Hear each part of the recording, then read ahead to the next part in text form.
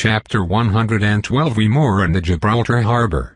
The weather is particularly clement in May, and I merely wear a thin cloak in royal blue over a teal hybrid dress.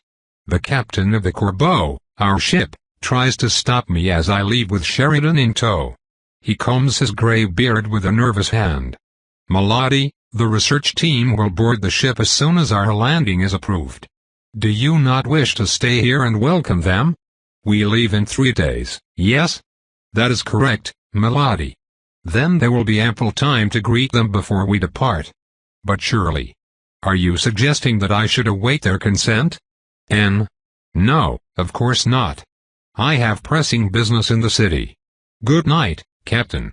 My pressing business would be to finally move and unwind before I start juggling with torn-off limbs. Me, at the disposal of mortals. Especially a bingo? I am the money. They will see me when I feel like it."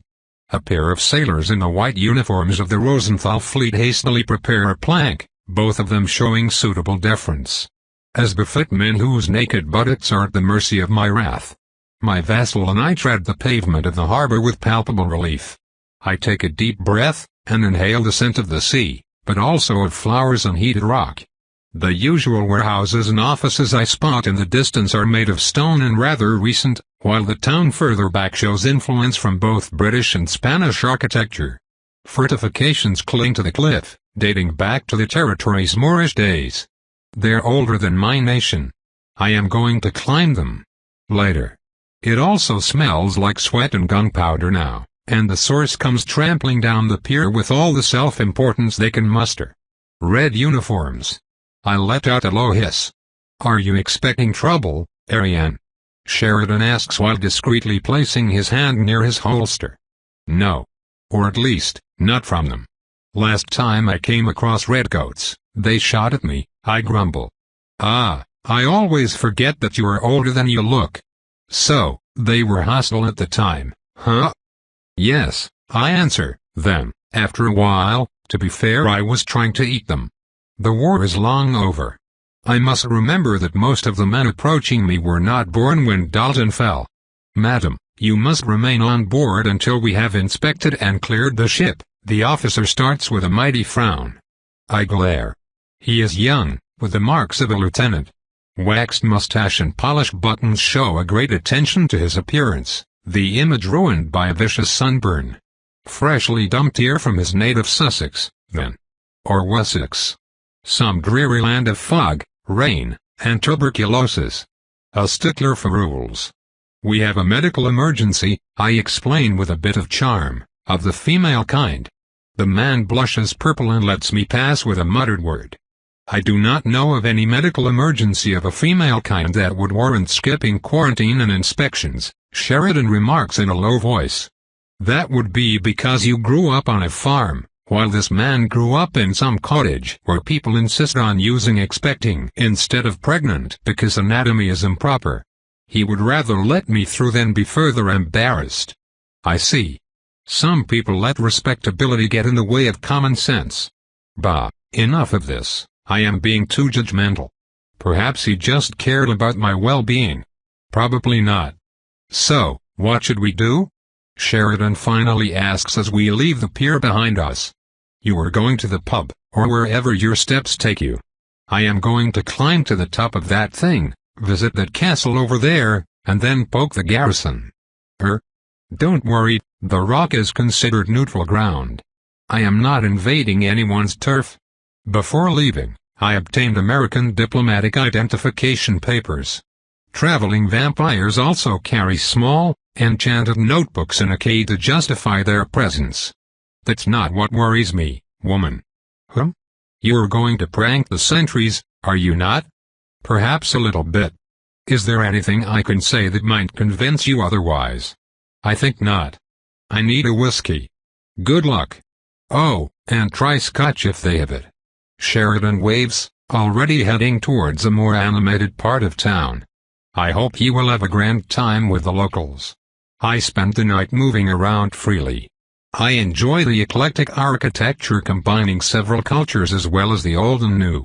I climb the sheer cliff to the rock summit and feast my eyes upon the Atlantic, the Mediterranean, the Spanish town of La Línea de la Concepción to the north and Africa to the south. I find small monkeys sleeping in clusters of fluffy gray fur. I follow an intricate network of caves and explore it for a while, enamored by its beautiful complexity. The largest grottos near the surface are tame and rife with the remains of torches, food, and human blood, but the deeper parts show no signs of activity. I make one sentry himself by touching his shoulder, then his hair, then flipping his hat without revealing my presence. I sup on an officer in the middle of his surprise inspection, thus giving a patrol the time to hide their booze. Let it be known that I can show generosity. Finally, 1 hour before dawn, I retire to my quarters. Not even the discovery that Siren used some of my coffee beans to season her people jerky ruins my mood. It felt good to stretch my legs. The next night leads me to the garrison's barracks and Sheridan's jail in particular. The tall man sports a bruise on his left eye that already started to turn a spectacular shade of purple, green, and yellow. Like a half-finished portrait. A grim sergeant frees him and leads us outside, past the squat building's many alcoves and onto the whipping court beyond. A patrol looks at us with curiosity as he hands the Texan his packed belongings. Our apologies for the disturbance, ma'am, the soldier says in an accent that I can barely follow. For a moment, it seems that he called me Mom. Certainly. I must insist that your man must stop carrying deadly weapons around, authorization or not. This is a military base, not the frontier. Yeah, Sheridan grumbles, although he keeps his belting holster in a small bag instead of wearing it. We leave in the direction of the ship, and I wait with one raised brow, before realizing that Sheridan is not looking at me at all. He is admiring the many boats passing the straits, even at night. Well? I finally exclaim, out of patience. Well, what? Oh, sorry. I went to their watering hole to grab a beer. Bunch of soldiers on leave asking a lot of questions. Nothing bad. Then a man deep in his drinks demanded that I toast Queen Victoria.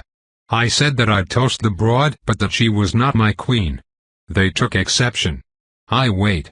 I've always been the brawniest around, least till I started traveling with you. Recently though, I've been, I don't know, feeling stronger. And faster than I had any right to be. And when I sent them to the ground it felt good. I was meant to be there, and they were meant to crawl on the ground. It lasted until the military police unit clobbered me in the face. Yes, I was expecting it. The effects of Constantine's essence. It appears that his power extends to vassals, not just servants. A side effect of me becoming your spiritual guide. Sorry, I meant, what was it? Vassal. Spiritual guide indeed. I did not think that you would gain some of my instincts. It scares me that I might not be entirely myself anymore. You are yourself, I reassure him. Consider it as a sort of drink that you would take every time you fight that removes your fear. A coward's crutch? No. I see what you mean. You could probably also survive gut wounds with your enhanced constitution. I also suspect increased healing. Your bruise looks like it was made 3 days ago, not 12 hours. He turns pensive. It does not sound too bad. And before you ask, no, your soul is still your own and quite intact. I was not going to. When you lie, you twirl your mustache on the right side. He drops his hands. Damn it. We walk in silence. The paved streets are calm, and the harbor comes into view, with its sapphire waters and moored warships. The Corbeau shows signs of intense activity. Slightly longer than a brig and without armament, its swift shape reveals that it was built for the quick transportation of valuable goods. You're not mad? About the brawl? Sheridan asks as we approach the gangplank. No. I am in no position to criticize your use of violence. Think nothing of it and focus on the future. We should meet the main members of this expedition. Field Journal of Miranda Bingo. We finally boarded the Corbeau this morning. It was a ship of good size with the sharp figure of a frigate like I saw in Dover. We were welcomed by Captain Ozon, who I assumed was a Frenchman but turned out to be Swiss. I did not even know Switzerland had a navy and captains. What a surprise it was! Captain Ozone greeted us warmly, the very image of a gentleman. My cabin is fairly small, but at least it is mine. I have been loath to leave the ship, lest it left without me. I know it is a silly fear, and yet it will not leave me alone and wars in my heart with my boundless excitement. I am having my own story now. Not those senseless tales father and brother tell all the time, ripe with superstition, no. I will have my own very academic adventure, one that will propel the name Bingle into the more serious circles of scholarly pursuit. We will leave in 3 days, and I am told we are soon to meet the rest of the team, including one of our investors, who was not available at the time. How exciting! I hope he will see the light of reason and insist on not pillaging our findings. We are archaeologists, not tomb raiders. The stage is set, only awaiting the actors to come for the introduction scene. I have placed my seat facing the entrance with Sheridan by my side, while my guests will sit in front of me. The coffee table, now thoroughly debrained, hosts a few assortments of sweets as well as cups for everyone. For tonight, I wear an azure gown of exquisite make designed specifically to show wealth and good taste. I made my hair into a conservative braid to keep my cheeks free. A golden pendant of abstract design attracts the eye towards a modest cleavage to add a touch of exotism. Sheridan wears a custom duster that gives him the appearance of a seasoned adventurer, which in a way, he is. He left his colt behind at my insistence. A knock on the door. They are here. I stand up and Sheridan opens the door, inviting the 2 characters I was eager to meet. The first is a scholarly type with benevolent brown eyes set in a wrinkled face. A well-trimmed beard covers most of his jaw, and a close-fitting tweed suit shows the wiry body of a long-time athlete underneath. He reveals a bit of shock at my sight, although he recovers almost immediately. The second person to cross my threshold wears a sensible dress in dark brown. Its conservative cut still hints at a shapely figure, undoing the woman's best efforts to appear bland. She wears round glasses to camouflage her lovely face and a pair of velvety brown orbs brimming with intelligence. Her only concession to beauty is her hair, which falls down her back in a shower of dark ringlets. She appears meek while he is confident, and the contrast between the two serves to underline the camaraderie of the pair, with the scholar instinctively shielding the maiden from my imposing vessel. Mr. Ferguson, Miss Bingle, I am delighted to make your acquaintance. Please, join me, I greet them pleasantly. Sheridan moves to the table and prepares the seat for Miranda like a perfect gentleman. The gesture of respect soothes my guests who sit down and eye the victuals with curiosity. My name is Ariane Delaney. I represent your employer's interests in this venture. No reaction from Miranda. And this is Marshal Sheridan, previously of the Texas Rangers. He will contribute to the security of this expedition. Allow me to welcome you aboard and to thank you for your exemplary work so far. The Rosenthal Consortium has high hopes for you and we expect that this will mark the beginning of a fruitful collaboration. Thank you for these kind words, Ferguson says, eyes darting around the room to take in the books, the maps, and the occult circle that I will use to locate the island poking from under the rug. My pleasure. May I offer you something to drink? Tea, perhaps? A good friend of mine offered me this interesting blend. Oh, it would be my pleasure, Ferguson answers while Miranda nods emphatically. I grab the prepared teapot and serve both guests in turn. The delicate scent of Lady Safar's creation spreads through the air in a cloud, the blend meticulously measured, then kept fresh in enchanted compartments. Both of their engraved white cups soon fill with piping hot liquid the color of mahogany. The pair lifts them to their lips in eerie silence and with perfect synchronization. They freeze at the same time, staring, askance, at my own. This is where I reveal another pot. Powerful wafts of freshly ground Arabica push the more discreet scent away like East Indian Company crates into the Boston harbor as I serve both Sheridan and myself the dark nectar. We sip in silence. So, you're American then? Ferguson finally asks, forcing Miranda to cough in her elbow. Yes. You have questions before we begin? So far, Miranda has remained silent. The older professor still looks to her on occasion with paternal care. They obviously hold each other in high esteem. It shames me that I suspect the forbidden love almost immediately, but no, their relationship is closer to that of mentor and mentee. No signs of arousal. I was hoping that you could assuage my curiosity. Forgive an old man for taking liberties, ha ha. I could not help but remark that you are unexpectedly young. And? Female. Forgive me. Yes. I appreciate your concerns. Do not be deceived by my youthful appearance. I have worked with a consortium in the past. Your employer Isaac sometimes trusts me with his more unusual pursuits. Oops, not to be taken out of context, that one. Are you, a scholar of sorts? Think of me as the point of contact between the investigation team and your investors.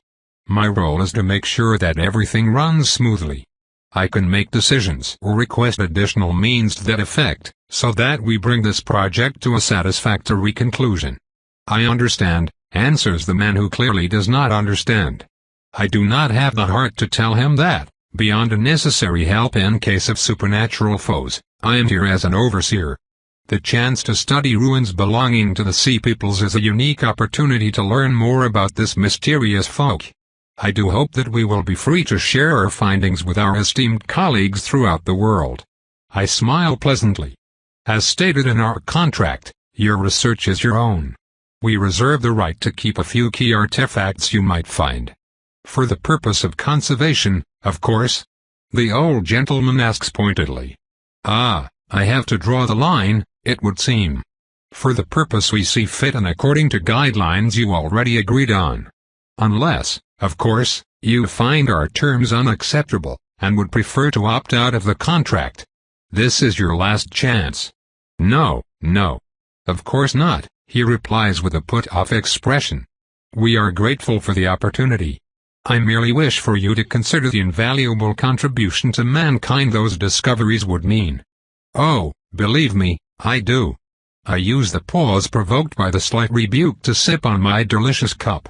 I cannot believe that Siren would steal my beans and use them as spice.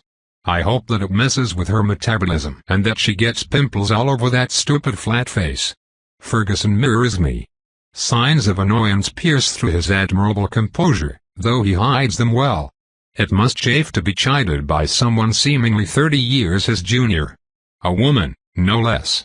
His well-earned position grants him the respect and obedience of all those he usually works with, and the drastic change of circumstances will undoubtedly create friction. He bears the frustration admirably. I hope it will be true for the other members of the expedition. Good to hear. I have high hopes for our success. I have dedicated my whole life to the study of the Sea Peoples, you understand, a most frustrating endeavor considering the lack of direct sources. I had to rely on records from Mesopotamia. Are you familiar with the history of Mesopotamia, Miss Delaney? Passably. I understand that the Sea Peoples are blamed for the collapse of the first community of civilizations in the 12th century before. The 12th century BC. That was before the time of Semiramis too. Indeed. I have sources from there as well as from Egypt. Unfortunately, we are only now barely starting to research the cradle of humanity, so there is little time and energy dedicated to the understanding of this specific group, while so many other ruins still await to be recovered and studied. I hope that, by visiting one of their actual settlements, we will finally acquire first-hand materials to bring back to Oxford and comprehend the important, if destructive, role that the Sea Peoples played in the history of the ancient men. Ah, what delicious passion! Wait. No, Ariane, no sampling the expedition group. I must have smiled, because Ferguson's eyes shine with enthusiasm and the pleasure of a shared interest. Miranda also stares dreamily into the distance. This will be my last expedition, then. I hope to pass on the burden of discovery to the next generation on the person of my dearest assistant, a brilliant mind and a credit to her sex. Wait. Retirement. Passing the baton? Did this man just commit plot-related suicide? Oh, poor soul. I stare with interest when Miranda turns a delicate shade of rose in a fit of bashful modesty. Ah, When will she realize that she is under his protection and that the rest of the academic body does not squish her dreams and ambition because they are indulging an aging genius, not out of respect for her skills? Hopefully, not too soon. I am sure that we will find something, I assure him with perfect confidence. With a Bingle on board, we are pretty much guaranteed catastrophic success. We make more small talk, with Miranda remaining mostly silent. I learn that Ferguson enjoys running and hunting, and that he used to play rugby as a flunker, whatever that means. I reveal very little myself, except hinting that I have shares in many flourishing businesses and work closely with the Rosenthal. As they leave, I ask Miranda to stay for girl talk and let Sheridan escort Ferguson back to his cabin. She plants herself back on her chair with a guarded air. I allow her to squirm for a while as repayment for what she is going to put me through. Is this about my qualifications? She finally asks. What do you mean? Are you displeased with my presence? Is it due to my youth? Ah. No. Everyone aboard this ship is here by the consent of House Rosenthal. Although, I would have been more stringent in my selection criteria. I merely had a question regarding your family. Some of them are adventurers, are they not? Her face scrunches in terrible disapproval. Her hackles raise with thunderous outrage. Do not tell me their drivel has crossed the Atlantic. Huh? My brother and father write entertainment for simpletons. All these stories of curses and magic and other ridiculous notions, really. I intend to break away from fables and tall tales to bring our family name back to its erstwhile respectability. Really? And you never opened one of those books? I have better ways to spend my time than to fill my head with wild exaggerations, she proudly exclaims. Then realizing my lack of reaction, she asks in turn, surely you do not believe in magic and superstitions, Miss Delaney? I should knock on the hull and ask Siren in.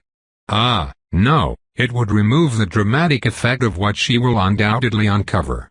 Why would you, someone with an obvious education, believe in supernatural fabrications instead of what scientific evidence tells you? Oi? I like to keep an open mind.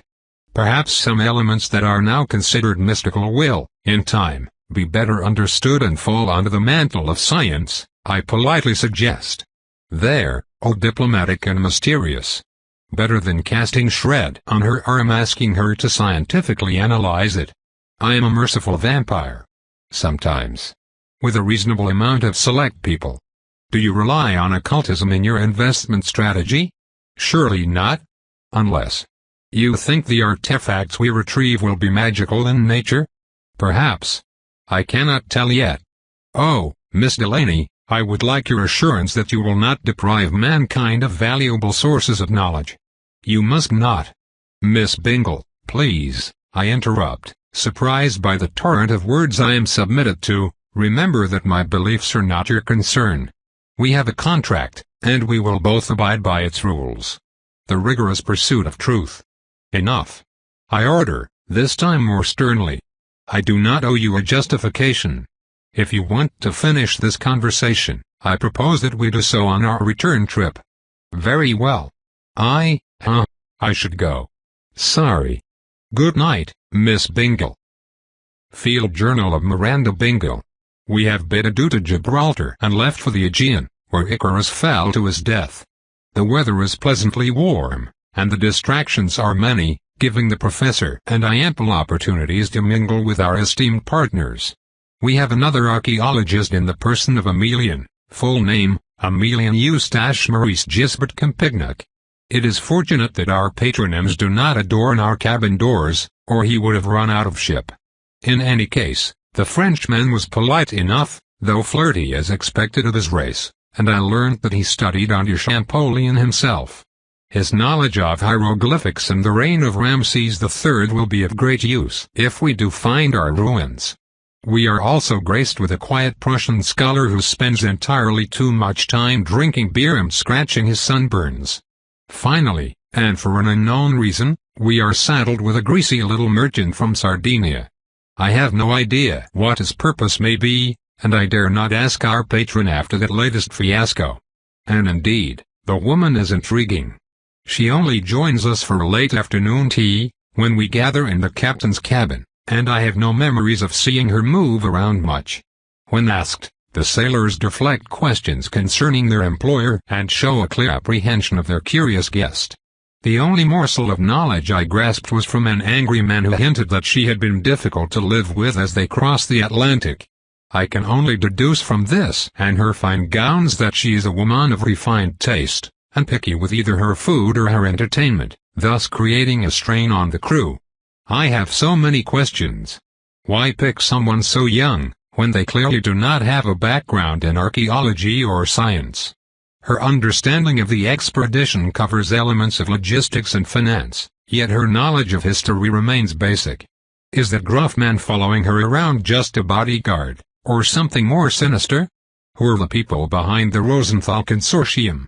What are they hoping to find on their island that would justify such expense? This voyage grows more mysterious by the day. It appears that our brave captain has learned this lesson. From the moment we lift anchor, he makes sure that I am suitably entertained through various social calls and by teaching me how to play poker. I have made progress since Loth and Dalton last flounced me like a plucked chicken, but there is an art to playing that I had never understood before. He teaches me psychology, statistics, and bluff. Finally, he teaches me how to cheat. Between this, my usual activities, and hanging with the crew, my days are finally filled enough that I have stopped recharging the hidden glyphs to have doors spontaneously open at random intervals. I acquaint myself with a team as well. We will have around 20 handymen used for various tasks, cooking, and suffering ignominious deaths at the hands of ancient traps as Miranda looks on in horror. We also have a dour man of Germanic origin with a blonde beard and delicate skin who does not seem to acclimate and whose life expectancy I count in days. We also have a Frenchman who might be the romantic interest, and a fat little prick from Italy whom I have labeled as emergency blood supply number 1. With Sheridan, we form a relatively large group. The captain and his crew will remain on board with the understanding that they are not disposable like the rest of us. I should feel aggravated, but, well, this is my third bingle. It only takes us a few busy days to bypass Crete from the north, that turn to the south before Kos. Captain Ozen slows the ship to a crawl to wait for my directions.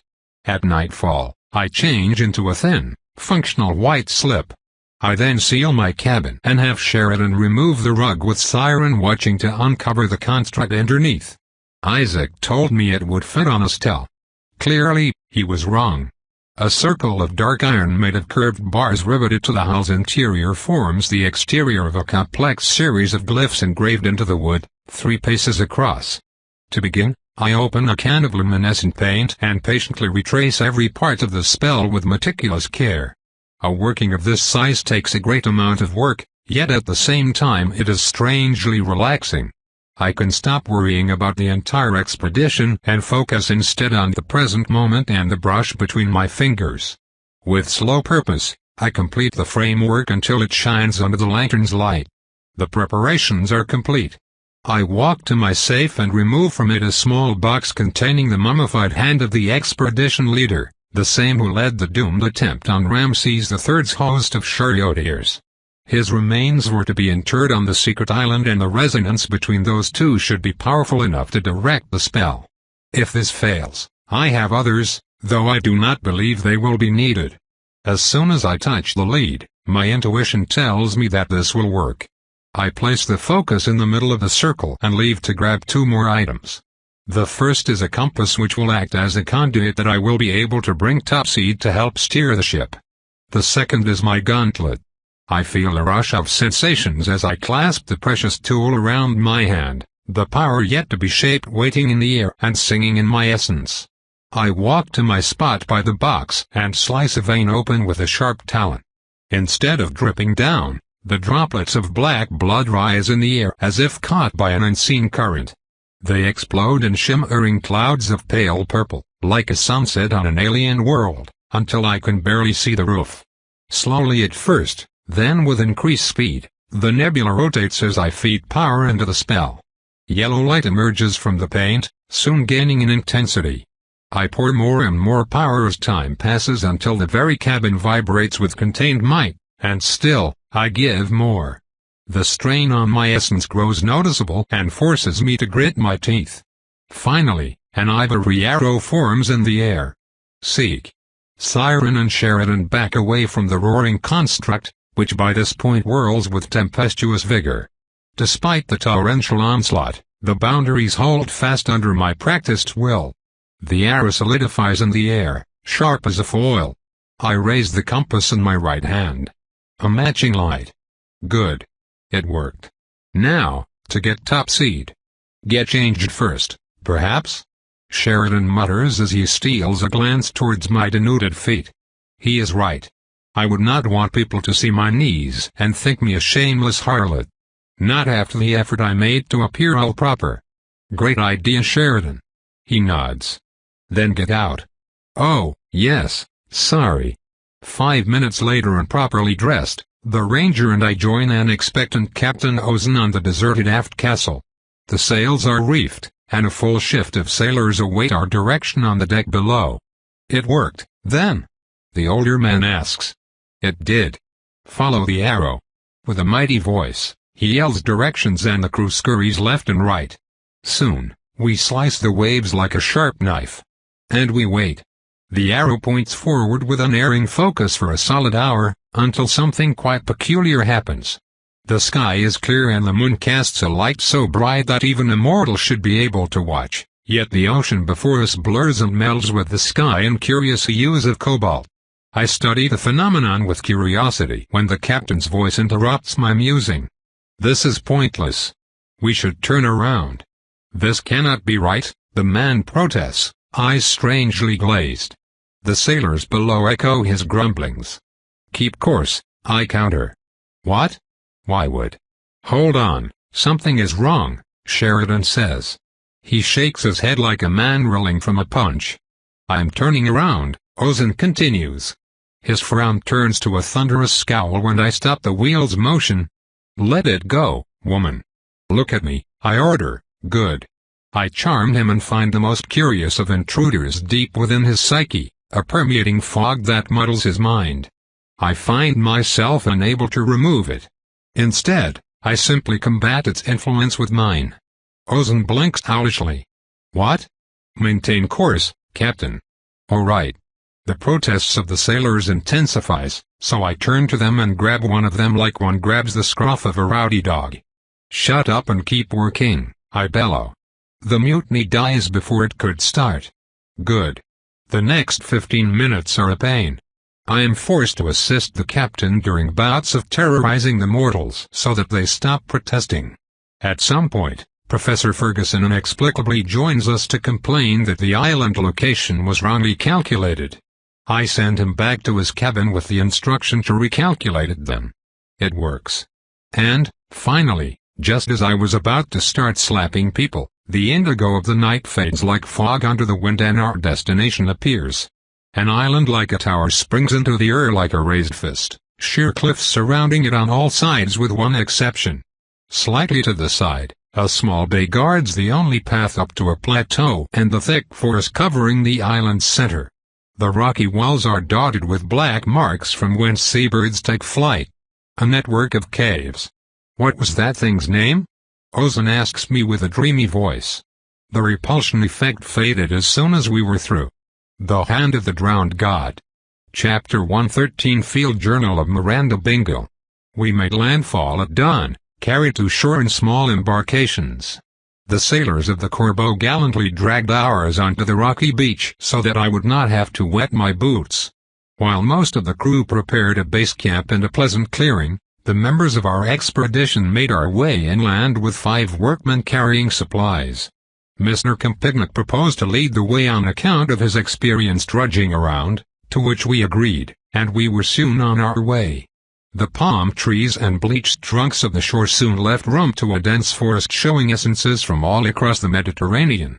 I saw olive trees, Lebanese cedars, Moroccan argan and other essences I did not recognize growing in dense clusters with thick, dark green leaves, and carrying unripe fruits. They seemed to close around us as we trudged our way, and I could not help but feel a surreal sensation from their appearance. Many of the species I spotted were normally shrubs, and yet here they stood tall and strong like oaks. We started to follow an uphill trail. Emilian Campignac went first, followed by Herr Müller the Prussian researcher and that sneezy little merchant Stefano.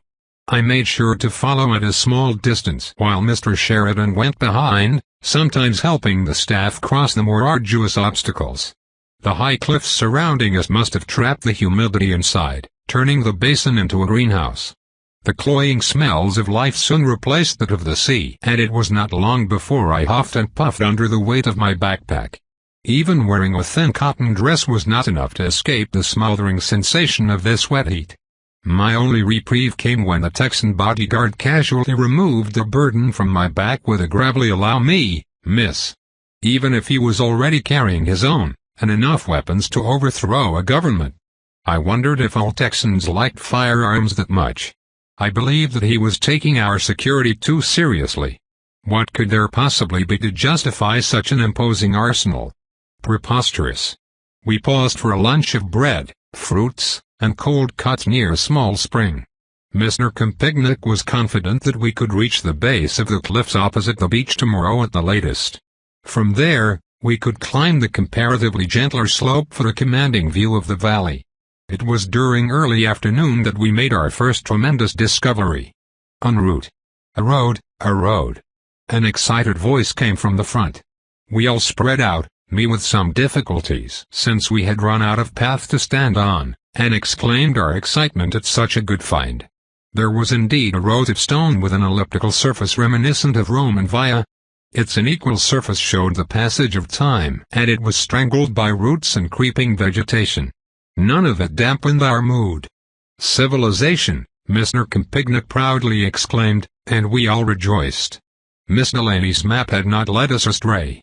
There were indeed ruins in this place. Should we follow it? Mr. Sheridan asked.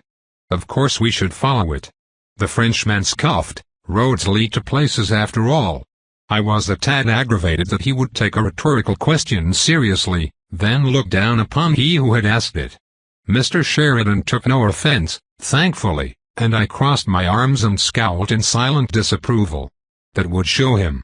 Fortunately, Professor Ferguson managed to save the mood by detailing the remarkable make of the ancient road. The ancient via led up to the center of the island and the base of the tallest cliff, and so we decided to follow it. I never realized how valuable a road was when going somewhere. With solid ground under our feet, our speed increased dramatically. The trees around us grew more sparse, but also taller as the altitude increased, until we started onto the sun again. We entered a forest of pines just as the sun was starting to set. The pleasant scent of their sap soothed me, and reminded me of home. Our excitement returned when the stone path stopped at the mouth of a large circular opening. The forest was at our back, and the cliffs in front of us behind some rocky elevation we would have to climb. To our left, bramble-covered stairs led to a sublime discovery, an imposing, primitive statue of a man. It was at least 8 feet tall and made of some darker stone than that of the island. The beard and flat, round face showed both Babylonian and Egyptian influence. I felt a sense of rare pride from this discovery, to which I had contributed. It was, perhaps, the first original Sea Folks artifact ever found at all. And it had been done with the contribution of Miranda Bingle. However, my pride soon turned to outrage. As we stood there mesmerized by the august spectacle before us, Mr. Stefano stepped forward and onto the thick layer of vegetation separating the clearing from the base of our discovery. "There is something shining in its eyes," he said, moving forward with speed. Oh, what a lout I thought he was, although he spoke the truth. The statue's eyes shone slightly blue under the afternoon sun, and I realized that jewels had been placed inside its orbits. My blood boiled in an instant. We were on the verge of the greatest archaeological discovery of the decade, and the only thing he cared about were precious stones. Alas, how I regret my reaction now, how I wish I had held him back and instilled into him the necessity of patience, for no sooner did he reach halfway that the vegetations at the edge of the clearing cracked ominously and the poor merchant sunk 5 inches. Too late did we realize our mistake. The cover of vegetation did not rest on solid land. It was a densely woven bridge of creepers and lianas over the abyss below. Mr. Stefano screamed in distress. Mr. Sheridan took out a rope and threw it to him, but it was too late. We were stuck on one side, powerless to come and rescue the poor soul and powerless to hold the heavy weight of nature as it collapsed down. There was a dreadful shriek, then silence. The men walked forward and looked down. Their horrified expressions told me all I needed to know. I screamed, I think, and had to move away. Our expedition had been struck by misfortune on the very first day. I remained prostrate under a tall pine tree for some time. Mr. Ferguson brought me a cover and I felt better afterward. Poor Mr. Stefano, he certainly did not deserve this. I had judged him hastily and only thought bad things about his morality, manners, fashion choices, and personal hygiene, and now he had departed this world. It took me some time, but eventually I picked up on strange activity going on.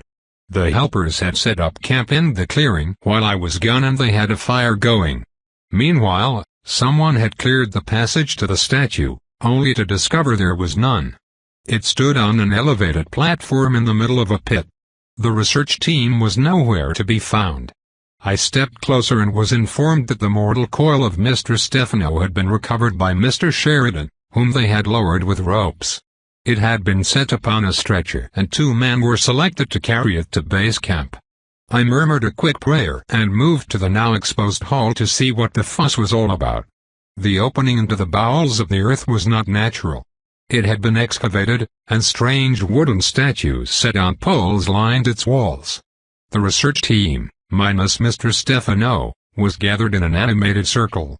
I found that they had installed a rope and wood ladder down and took the opportunity, while everyone was distracted, to climb down.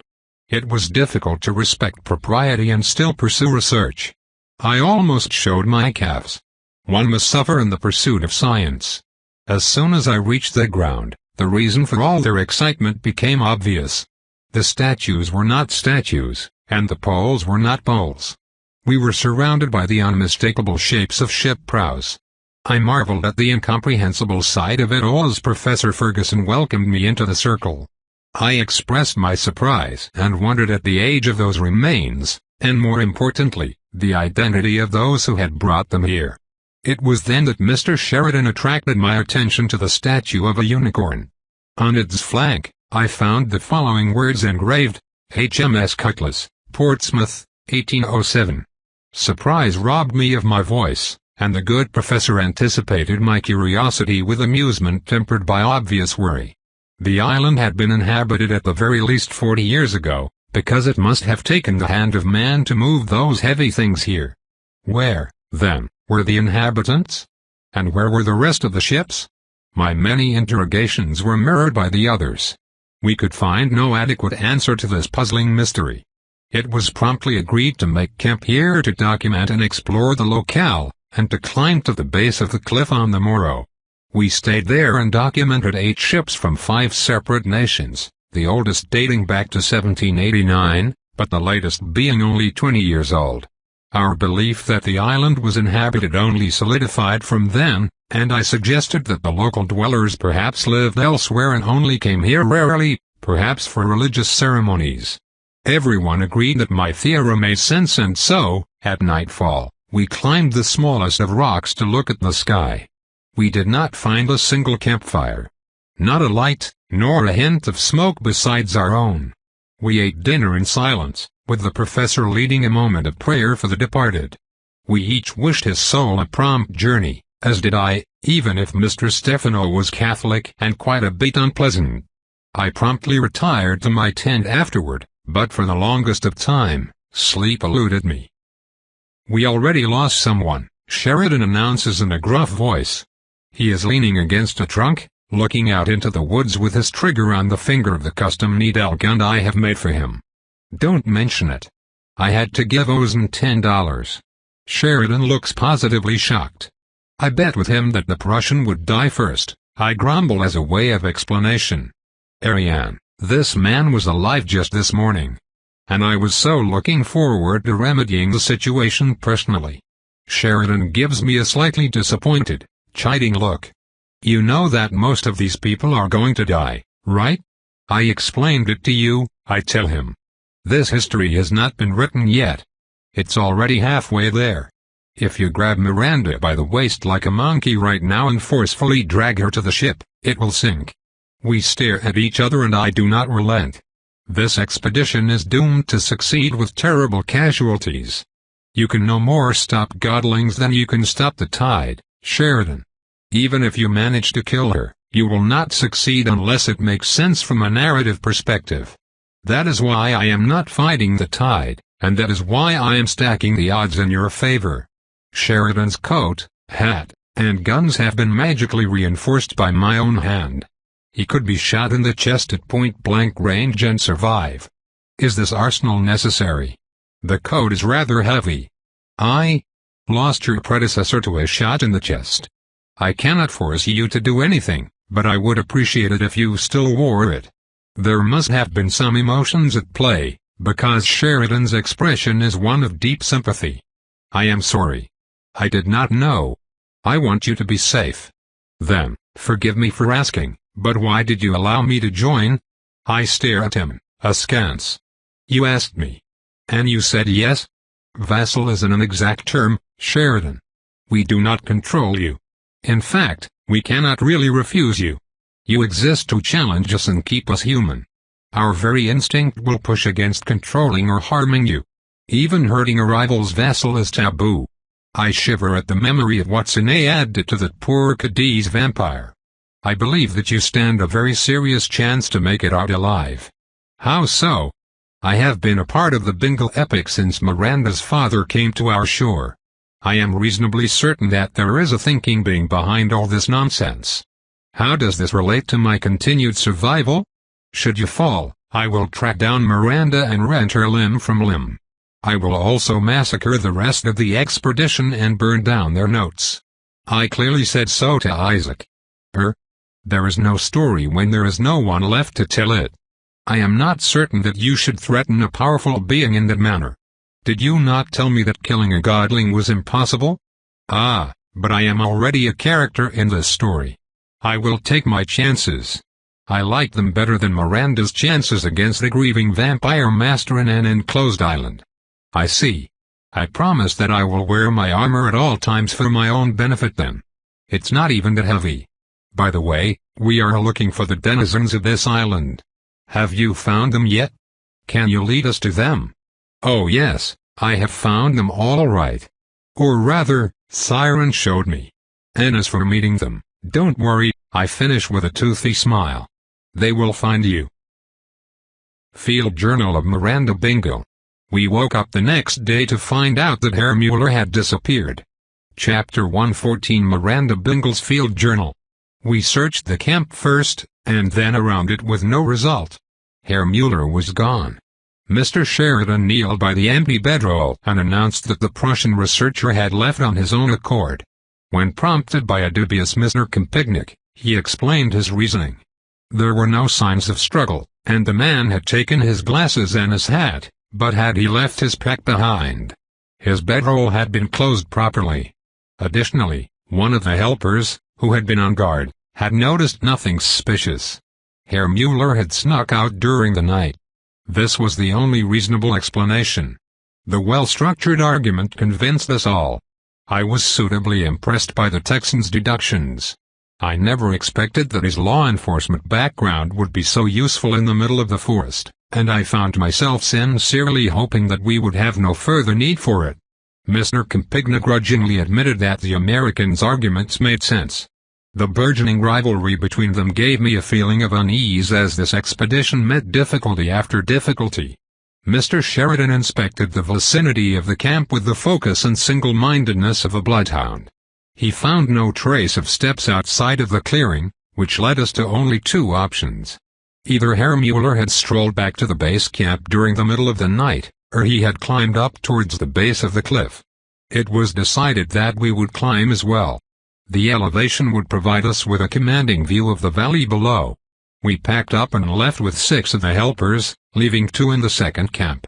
Those who had carried Mr. Stefano's body back to the ship had not yet returned. The ascent proved extremely difficult, loaded as we were. I stubbornly gritted my teeth and endured the difficulty with all the phlegm and grace expected of a well-bred Englishwoman. I would not allow a complaint to cross my lips, the upper one staying resolutely stiff. I carried within myself the hopes and dreams of all the proper ladies whose ambitions were thwarted by ridiculous notions on the fairer sex. Every step forward and upward was a clear victory, and a proof that I was a fully capable member of this expedition. The fire of my determination could not be quenched. The cliffs started a dull gray, but soon they turned the stained white of old bones as the sun of the Cretancy illuminated their pallid flanks. The slope was gentle, but the terrain was quite irregular, and we were forced to amble back a few times. Our progress was slow and measured, and somehow monotonous, until a cry from Mr. Kempignac awoke our curiosity. He pointed at something red, and for a moment the sight of Mr. Stefano falling to his gruesome fate conjured images of blood. I soon had to chide my overeager imagination. The radiant crimson came from a piece of fabric left hanging on a promontory. Professor Ferguson exclaimed that he recognized Herr Muller's scarf, and I remembered that the poor scholar had used it abundantly over the past few days. We were on the right track. And yet, I could not quite dispel the sense of dread that this curious omen brought to my mind. On the first day, one of us had lost his life, and now on the second day another one had lost his mind? What could have prompted the timid researcher to dare such a hazardous climb in the dead of night? What curious mania had dominated his psyche? The mystery only thickened. Eventually, we reached the promontory and turned around. We were rewarded with a view like no other. Behind us, and to our left and right, the cliffs reached out towards the azure sky and its distant clouds. There were gaps between the colossal slabs that separated them in 5 separate mounts grasping the heavens, and below came a rich and fertile plain bursting with nature green and fecund. It was like being in the palm of God as he bestowed life upon the world, and the sea expanded into the distance to the horizon. The strong emotion I felt could explain the embarrassing moment that followed. As we were staring with awe at this primeval wonder, I leaned back against the wall and my hand found a pole. I turned around with surprise and ended up face to face with a grinning, yellowed skull. I admit to letting out a horrified shriek. Perhaps I scrambled back most disgracefully on my behind. Oh, the shame, but could I really be blamed for my natural reaction when facing such a grisly trophy? The rest of the team gathered in surprise, and Mr. Kempignac did his best to comfort me, but I was inconsolable. Only when I realized that the skull was quite old did I finally calm down. Indeed, its brittle and faded color could only prove that it belonged more in an anatomy class than at a funeral. The morbid spectacle still cast yet another dampener on our mood. We had found yet one more proof of the existence of local inhabitants, and their choice of welcome did not bode well for Herr Muller's, or indeed our continued well-being. The mortal remains stood on a pole adorned with skulls and bright feathers at the edge of a natural, man-sized cavern entrance. The gap had been hidden during the climb behind the promontory we were now standing on. For the first time, my apprehension turned to genuine fear at the thought of entering into the bowels of the earth after seeing such an ominous warning. Both Mr. Ferguson and Kempignac agreed that it was a safe bet that Herr Muller had entered the cave, on account of the scarf. I was less certain, but even I had to agree that there was no obvious path but down. Mr. Sheridan then proved to be the voice of reason. He extolled the dangers of blind explorations, and the risk that we were running for everyone. He mentioned the possibility that the local inhabitants were hostile and that we should return prepared and armed. Mr. Kempignac scoffed and questioned the validity of such claims. He argued that the locals had to be savages, and that savages would naturally fear the white man, doubly so if the Texan would but unholster one of his firearms and give them what for. Finally, he questioned the honor and morality of leaving the Prussian to his fate without knowing what had occurred to him. Ferguson half-heartedly sided with the Frenchman. He, too, would not leave one of our companions to a cruel fate. I believed that the Texan had grown so jaded to the loss of life that he had no qualms sacrificing the one to save the many. I understood his position as the one responsible for our safety, but we could not give up without a gallant attempt. To my surprise and to his credit, Mr. Sheridan asked me my opinion. I was so taken off guard by the unusual question that I became flustered. No one asked me for my thoughts, not least when there were two eminent professors who had already spoken their mind. I think that if we leave now without looking for Herr Mueller, I will never forgive myself, I stammered. The whole conversation made me feel terrible. Here was Mr. Sheridan, who had been nothing but polite and helpful for the entire trip, and I was forced to side with the brazen Frenchman instead. How I hated my decision as soon as I had taken it. How foolish we were, jumping into unknown danger with more courage than sense, and more temerity than courage. Very well then, let's go. Indeed, let's go.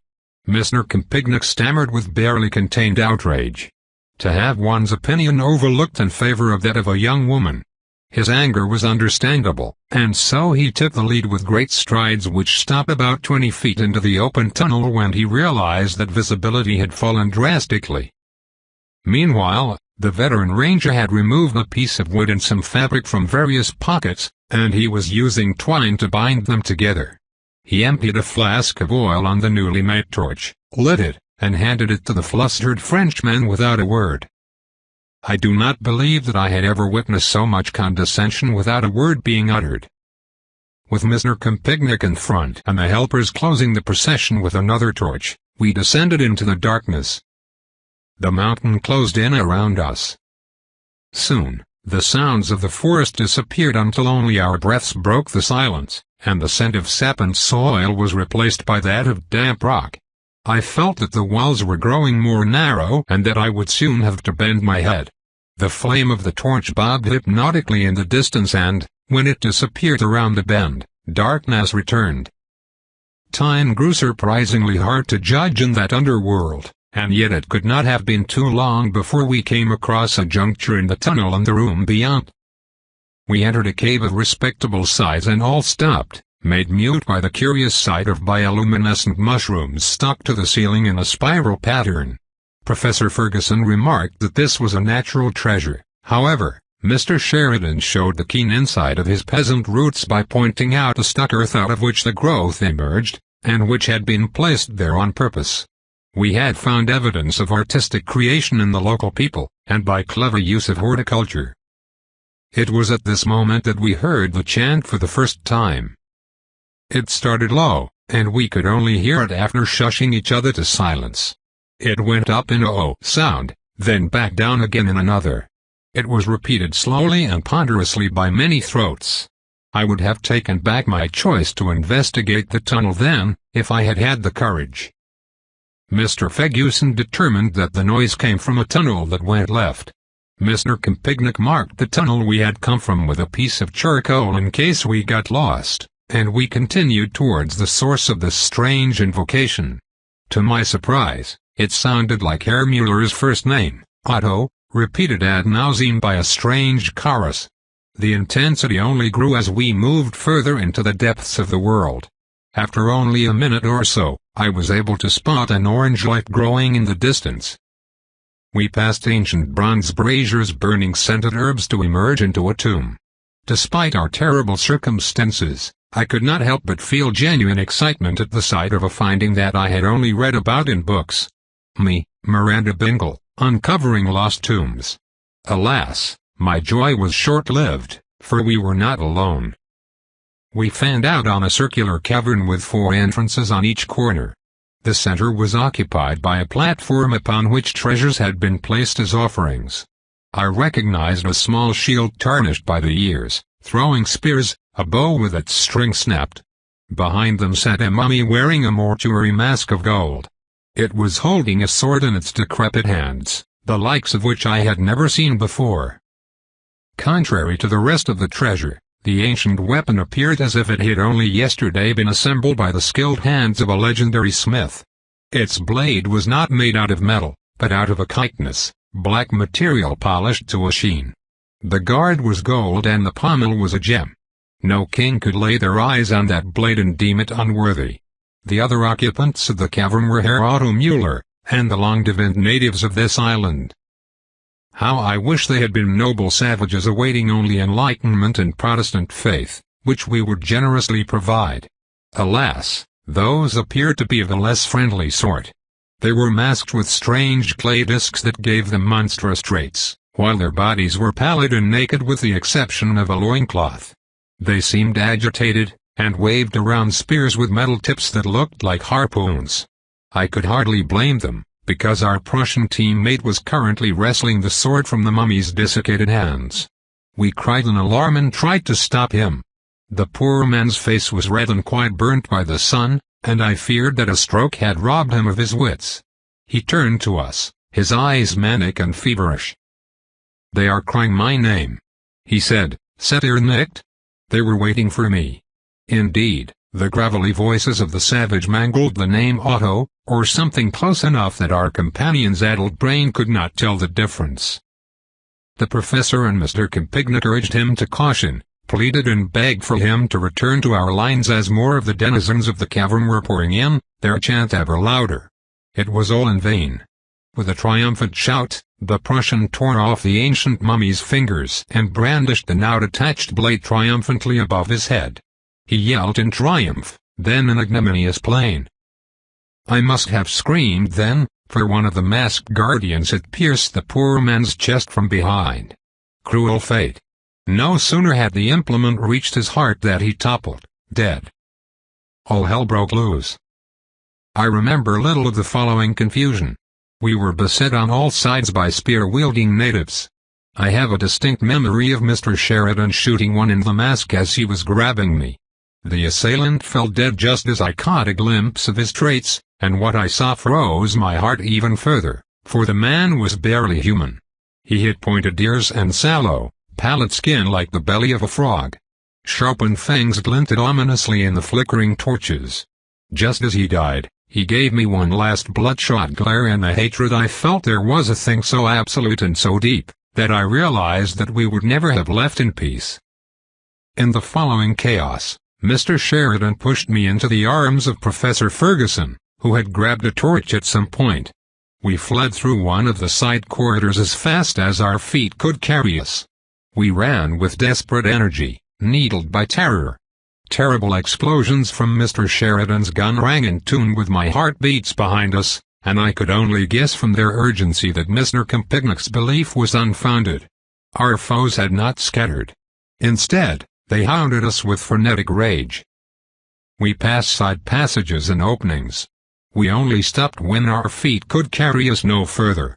Mr. Ferguson had led us, but it appears that Mr. Kempignac and 3 of the helpers had managed to follow us as well. The darkness and wall conspired to assail my mind, and make me see eyes shining at the corners of my eyes. They suggested the most horrible fates for those of us who had not managed to flee. Visions of torture, which I will not write on this page for fear of conjuring them again, harried my spirit. The only small solace I received was when Mr. Sheridan burst in after us with the calm strut of a general. He was pushing cartridges in the chamber of an engraved revolver of excellent facture, and it appeared that his caution, which I had taken as overblown, had been justified in every respect. His eyes swept the cave and landed on Mr. Kempignac.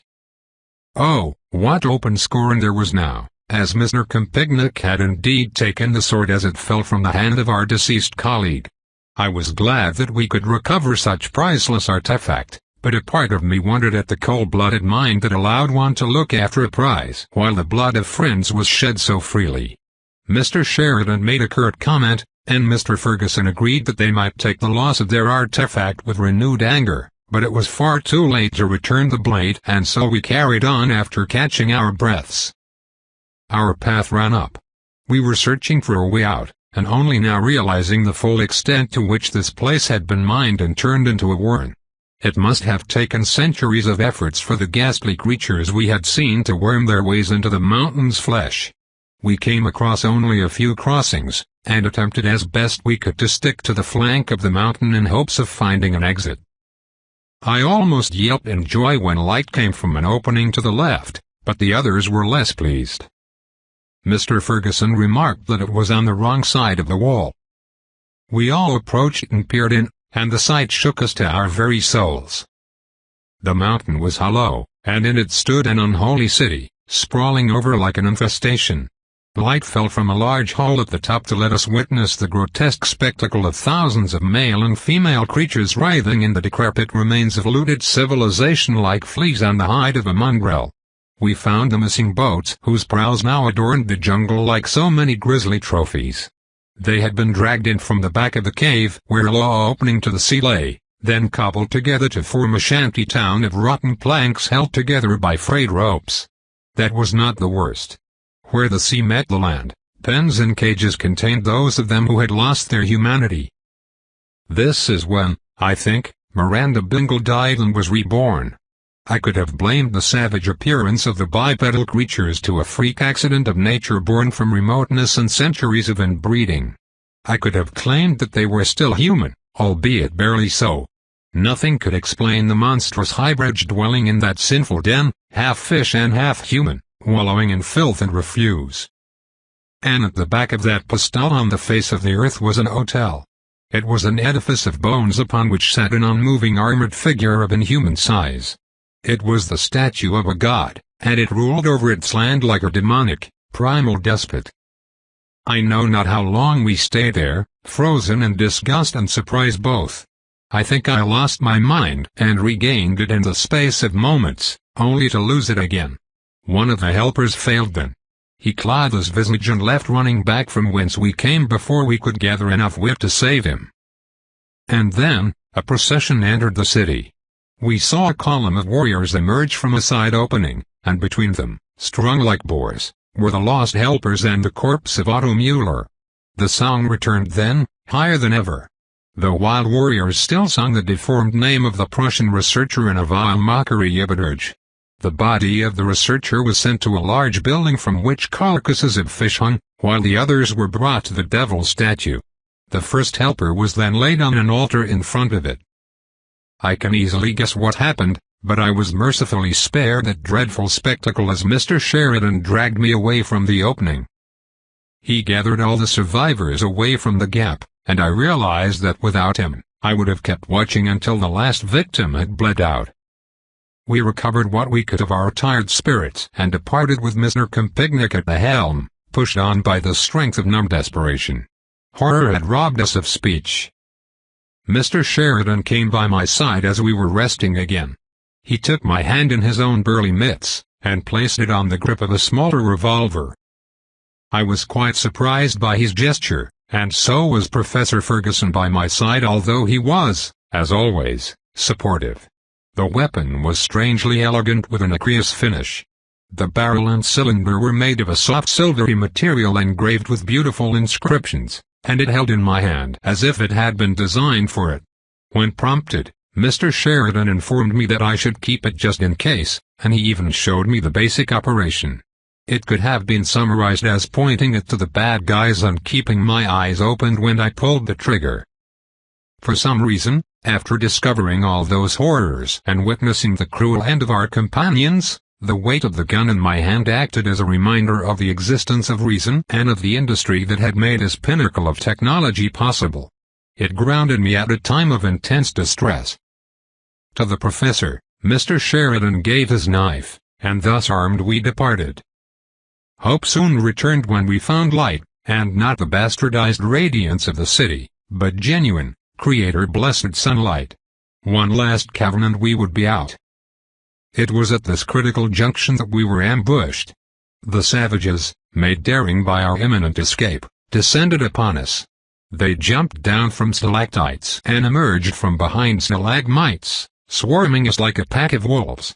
We had to fight. I did not know what to do in the dreadful confusion, and huddled behind the form of the professor. The wizened man showed the unwavering courage that had been the hallmark of his character from his earlier days. He dodged a spear and stabbed his foe mightily. But then, disaster struck. Another creature stabbed him in the arm and he was forced to drop his blade and wrestle on the ground. I was backed into a corner and realized, then, that I had looked down on my father's advice unfairly. That was right, I was the youngest child of the great adventurer Cecil Rutherford Bingle, and I would be damned if I allowed the vile creature to deprive the world of such a great man. I kneeled and pointed at the beast's chest, two hands holding the grip. I did as Mr. Sheridan had ordered and kept my eyes open. To my dismay, the gun report made me yelp and fall backward. My disgracious landing was redeemed when the creatures had snapped back and it fell dead on the floor. I looked up to see the fight end as the last of our foes ran and fell, shot down like the curs they were. Mr. Sheridan had once more carried the day, spreading death and destruction wherever he stepped. Mr. Ferguson congratulated me on my aim. To my shame, I did not admit that I had aimed for the heart. The exit of the cavern beckoned. We only stopped long enough to bandage Professor Ferguson's arms, and then we reached the surface and our salvation beyond. We were on a promontory looking over the sea. To our right, steps dug into the very cliff descended to a rift between the finger-like mounds and the forest beyond. To our left, a dread chasm led back into the heart of the hollow mountain. Mr. Sheridan went to inspect it, when Mr. Campignac turned to us. "Do we have an agreement, gentlemen?" he asked, and we did not understand, until the two remaining helpers nodded in unison. "I apologize, my dear, but I received an excellent offer for an artifact such as this one, and I cannot allow witnesses to report my lucky find," he said with a smirk. I could not react to my surprise and watched, hypnotized and horrified, as the Frenchman removed a concealed pistol from his coat pocket, lined it with Mr. Sheridan and shot him in the back. The poor Texan, the same who had saved all of us, fell into the darkness below. I let out a mighty scream, only interrupted by another when Mr. Campignac walked towards me with his stolen sword. Mr. Ferguson saved me then. He launched himself on the traitor without a second of hesitation. Just as the blade pierced his chest, he screamed for me to run, and in my cowardice, I did. I left him behind, forgetting about the pistol still held in my hand. I pushed by the surprised helpers and sprinted towards the forest below even as the backstabbing miscreant urged them after me. I ran, and did not look back. Tope continued,